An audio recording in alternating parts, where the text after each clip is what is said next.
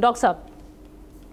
देखिए, आपने जो सवाल उठाया उसके ऊपर आ जाता हूँ मैं। और वो ये है कि अ, ये जो वादा था उनका, पंजाब की वज़ीर आला जो आजकल है मरीम नवाज साहिबा और बिलावल भुट्टो साहब, कि जी हम हुकूमत में आएंगे तो 300 और 200 यूनिट आवाम को फ्री देंगे। तो ये उनका वादा था, लेकिन फिर हमने देखा कि जनाब बहुत प्रेशर आया, तो अब डेवलपमेंट फंड से कटौती करके आपने सिर्फ 2 महीने के लिए पंजाब में जो लोग 500 यूनिट से कम हैं उनको आप रिलीफ दे रहे हैं।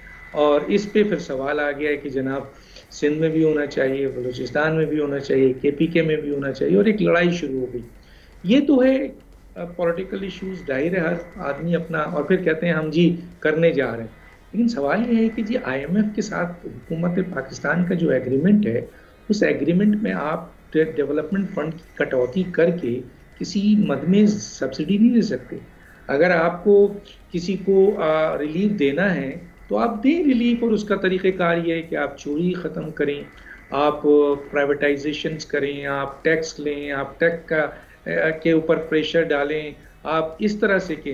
क्योंकि एक बात जो बहुत ही इंपॉर्टेंट है, आईएमएफ जो इस बुनियाद पर जब एग्रीमेंट करती है, और इसका ये वाला एग्रीमेंट भी तकरीबन हो चुका है और ये मामला तकरीबन सॉल्व हो चुके हैं, इसके बावजूद कि इंटरनेशनल इश्यूज अपनी जगह मौजूद है, लेकिन पाकिस्तान को ये $6 बिलियन बगैर किसी प्रेशर के, बहुत बड़े प्रेशर के मिल जाएगा जो लग रहा है। लेकिन जो इम्पोर्टेंट ये है कि वो अपनी उस एग्रीमेंट से नहीं हट सकते, क्योंकि डिक्टेशन तो उन्हीं की है, बजट तो उन्हीं बनाया है, और एग्रीमेंट आपने एग्री किया है कि जी हम सब्सिडी नहीं देंगे, हम जो है वो इस तरीके से डेवलपमेंट फंड को तोड़ेंगे नहीं, हम यहाँ से फंड नहीं। हाँ, वो कहते हैं कि भाई अगर आपने रिलीफ देना है तो ज़रूर दीजिए, टैक्स उन पे लगाइए जिनकी जिम्मेदारी है, उन पर आप कीजिए। जैसे अभी वजीर खजाना ने एक बड़ी अच्छी बात की, कह लेंगे जी ये जो रिटेलर हैं या ये जो आपके परचून वाले हैं, ये दूसरे प्रेशर डाल रहे हैं कि हम पर टैक्स नहीं लगाया जाए, तो हम तो लगाएंगे, क्योंकि अगर इन पर टैक्स नहीं लगाया जाएगा तो फिर दूसरों पे लगाया जाएगा।